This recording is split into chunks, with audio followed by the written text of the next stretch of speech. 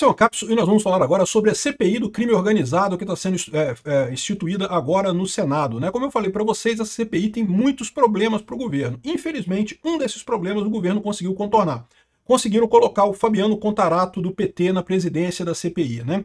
É uma pena, aquilo que eu falei para vocês, o governo já não tem tanto apoio agora mais no Congresso, mas infelizmente lá no Senado o governo ainda tem o apoio do PSD, que é muito grande no Senado. E aí, com o apoio do PSD, eles conseguiram botar o Contarato como o presidente, ganhou por um votozinho. Mas enfim, não é o ideal. Ainda assim, como eu falei no meu vídeo, existem outros motivos pelos quais essa CPI é preocupante para o governo, né? Por exemplo, o fato de que é um tema que dói muito no Lula, e mais do que isso, que pode chegar no Lula, pode chegar no PT. Essa notícia foi sugerida por Partido dos Traficantes, Auditor Fiscal Libertário e várias outras pessoas. Obrigado aí ao pessoal que sugeriu notícias lá no nosso site, no visãolibertaria.com, e obrigado a você que está assistindo o nosso vídeo. Se você gosta do nosso conteúdo, por favor, deixe o seu like e se inscreva aqui no canal, né? Então tá aqui. A boa notícia foi que o Alessandro Vieira foi confirmado na relatoria da comissão. Ele é o cara que teve a iniciativa de fazer essa comissão e, enfim, ele ficou com a relatoria. O Mourão ficou com a vice-presidência, mas a vice-presidência em CPI não quer dizer muita coisa, né? Foi ele que perdeu por um voto a presidência para o Contarato. Infelizmente, a presidência estando com o PT, fica muito fácil para eles barrarem depoimentos, barrarem qualquer coisa, né? Não é o ideal. Ainda assim, como eu disse para vocês, essa CPMI, na verdade é só uma CPI, tá? Ela não é uma CPMI. CPMI é quando envolve o Senado e a Câmara ao mesmo tempo. Então, uma comissão parlamentar mista de inquérito. Junta tanto senadores quanto deputados. Essa aqui é só uma CPI. Comissão parlamentar de inquérito pode ser do Senado ou pode ser da Câmara. Nesse caso, é uma CPI do Senado, né? Então, de qualquer forma, por mais que seja algo que não é o ideal, como eu falei, o ideal seria que a oposição tivesse também o presidente da CPI, mas no Senado a coisa é mais complicada, porque no Senado ainda tem muito governista no Senado, mesmo com a saída do União Brasil, mesmo com a saída do PP, por conta do PSD, que o PSD é o grande partido no Senado, por enquanto. Eu acredito que agora em 2026 isso vai mudar muito, mas por enquanto ainda é muito forte lá. De qualquer forma, então aqui os nomes aqui na comissão, tá aqui, o Alessandro Vieira, do MDB, que embora seja do MDB, ele é mais à direita, ele tem um posicionamento adequado nessa história, então ele seria o ideal para ser o presidente, foi ele que teve a ideia de fazer a CPI do crime organizado, de qualquer forma ele será o relator, né? O relator é quem direciona a linha investigativa da CPI, então é uma boa posição. Aí tem o Márcio Bittar, do PL do Acre, o Marcos Duval, do Podemos do Espírito Santo, aí vem a galera do PSD, Otto Alencar e Ângelo Coronel, que estão em todas as CPIs do Senado, os caras estão em todas. Não tem uma que não entre o Otto Alencar e o Ângelo Coronel, né? Porque são do PSD da Bahia e são amigos do PT, são amigos do Lula, enfim, essa é a coisa, né? Ainda tem o Rogério Carvalho do PT e o Fabiano Contarato do PT, que acabou sendo o Fabiano Contarato o eleito presidente, né? O Mourão tá lá também, o Magno Malta. Então a bancada tá bem dividida aqui, tem bastante gente da oposição aqui, mas aí ganhou por um voto o Fabiano Contarato, né? Muito triste isso daí.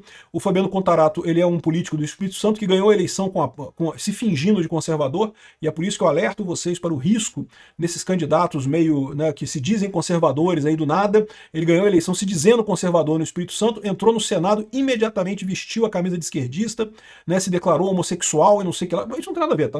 Ser homossexual não quer dizer que seja de esquerda ou de direita, mas o fato é, ele antes não falava isso, antes ele escondia esse fato da vida dele. Ou seja, não deixou de ser, de certa forma, um estelionato dos eleitores dele, né? Mas enfim, ele agora está lá no PT, e vai ser o presidente dessa comissão. Mas de qualquer forma, por mais que isso daqui não seja o ideal, eu concordo, não é o ideal, mas o que eu falo para vocês é que essa comissão ainda tem dois bons motivos para assustar o PT, né? O primeiro bom motivo para assustar o PT é aquilo que a gente já falou no último vídeo, esse é um assunto incômodo para a esquerda, porque a esquerda adora defender traficante, adora dizer que é culpa da sociedade, não, que são vítimas da sociedade, o criminoso, tadinho do criminoso, ele é vítima da sociedade, coisa e tal.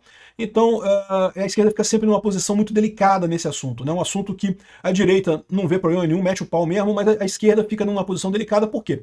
Se assumir o lado de contra o crime, né, contra traficante e coisa e tal, vai ser abandonado pela extrema esquerda. A extrema esquerda não gosta disso. Se, por outro lado, adotar a postura da extrema esquerda, como o Lula fez hoje, né, de dizer que, ai, tadinho dos traficantes que morreram, tadinho deles, vai desagradar o centro do espectro político, que é a favor de sentar o cacete em traficante mesmo. Então, no final das contas, essa é a situação, né? Ou seja, mesmo com a presidência, tende a ser uma CPI desconfortável para o governo, essa CPI do crime organizado, né? E a gente tem a relatoria e temos também a vice-presidência, né? Além disso, tem um outro problema, que é a ligação direta do PT e da esquerda com os traficantes, né? O PT é o partido dos traficantes mesmo, então, ou seja, você tem um risco grande de acabarem chegando em alguma ligação aí nessa CPI, o que é muito desconfortável para o PT, muito desconfortável para a esquerda no final das contas, né? Vamos torcer, porque, lógico, com o presidente controlando a CPI, existe o risco de, se começar a ter suspeita de que tem ligação do PT com os traficantes, o pessoal comece a barrar os pedidos, né? Lembra, os pedidos são feitos pelo relator, mas tem que ser aprovados pelo presidente. O presidente que bota em votação na CPI, e aí a CPI aprova aquele pedido de ouvir fulano, ouvir Beltrano e coisa e tal.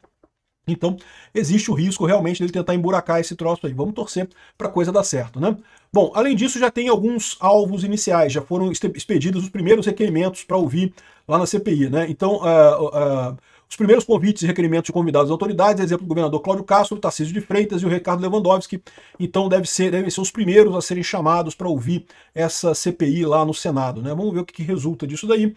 O objetivo da CPI é investigar fontes de financiamento e lavagem de dinheiro do crime organizado, o domínio territorial das organizações e conexões regionais e internacionais das facções e a possível infiltração de criminosos no poder público, né?